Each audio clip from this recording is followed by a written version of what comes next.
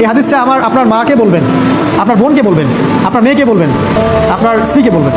এই হাদিসটা যদি কারো হৃদয়ের মধ্যে গেঁথে যেতে পারে, তার দ্বারা অন্যায় করা সম্ভব না। একটু এই কথাটা না বললে জাস্টিস হবে না। রাসূল সাল্লাল্লাহু আলাইহি ওয়াসাল্লাম মেরাজে গিয়েছিলেন, আপনারা জানেন।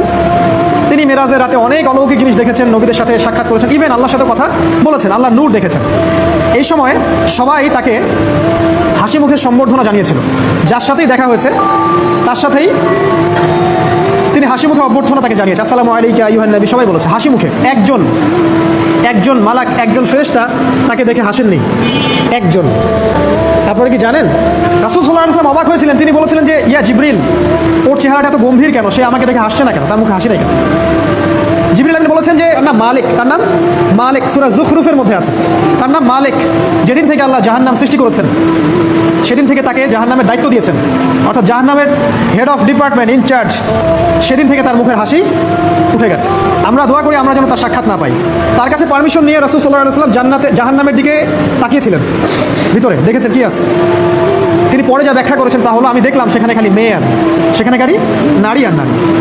এই হাদিসটা আপনার মাকে বলবেন, আপনার বোনকে বলবেন, আপনার মেয়েকে বলবেন, আপনার স্ত্রীকে বলবেন। এই হাদিসটা যদি কারো হৃদয়ের মধ্যে গেঁথে যেতে পারে, তার দ্বারা অন্যায় করা সম্ভব না। কিভাবে একটা মেয়ে সব কিছু উন্মুক্ত করে ঘুরতে পারে যখন অলরেডি তার আত্মা জাহান্নামে জ্বলছে, অলরেডি, কারণ ভবিষ্যৎ আল্লাহ জানেন।